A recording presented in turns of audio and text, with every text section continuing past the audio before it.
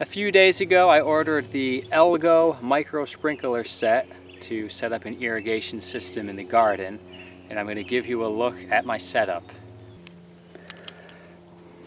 So when you get your Elgo Micro Sprinklers, you'll have a series of these connectors, and then you'll have the sprinklers, and then you'll have a few replacement nozzles as well as a termination point.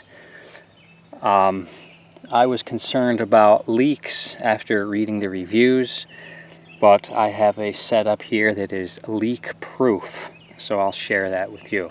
Alright, so the first thing I'm going to point out, I have one of these PEX pipe cutters, and this helped me get a really straight cut on my hose. You don't have to use this, but if you have one lying around, go for it. This is 1/2-inch hose, and I was reading some reviews online, and some people said that the 1/2-inch hose works best, so I went with the 1/2-inch, and I can verify the 1/2-inch hose works very well with these connectors with no leaks. So I'm going to cut this. I'm going to make a connection now. And then this slides in here. Push it until it stops. You'll feel the wall. There we go. Tighten that up. Now I'll make my other connection on the other end.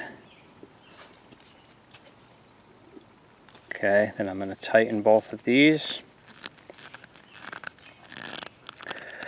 So it's that simple to make the connections as long as you have the right size hose. Now I tried to go the cheap route with some tubing, also 1/2-inch. The tubing did not work. It leaked all over the place.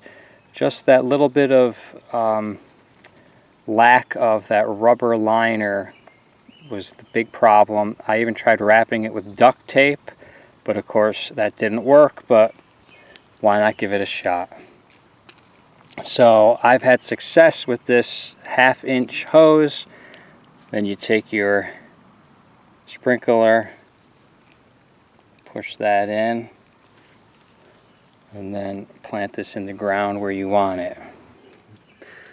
Okay, now I'm just taking the spike from the little sprinkler, putting it into the ground, and then I'm going to turn on the hose to show you how it works. But before we do that, I've already hooked up the entire series of these micro sprinklers. I have a pack of 6, and I've installed actually 7 because I bought 2 boxes. I was thinking about having a series of 8, and so far my pressure's been holding up. All 6 of them work. We're going to try the 7th one before we add the 8th.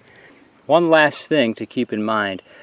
After you cut your hose, when you get to the end of your hose, if you cut this off, you can put on the termination connection that Elgo provides. But I haven't bothered with that, and I found it easier just to take an end cap and put that on the actual end of my hose to avoid making an extra cut.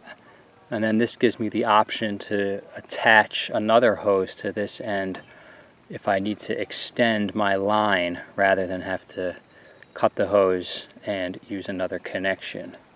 Okay, so we're going to turn on the hose here.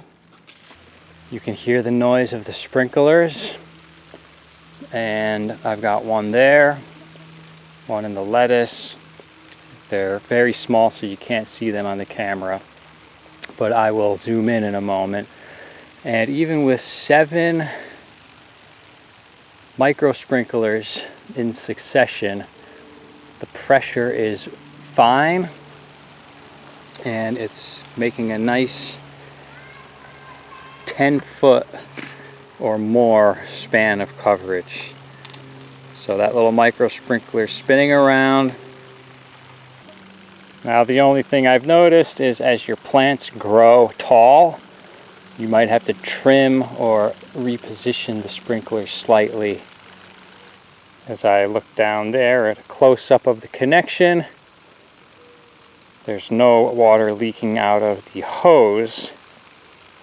Small amount of water leaking out of the sprinkler point of attachment, but that does not cause much of a pressure drop. I can't speak for 3/4 inch hose, but as far as using the Elgo Micro Sprinklers with 1/2 inch hose, I give it a positive review, and I'm excited to save time by using sprinklers instead of hand watering.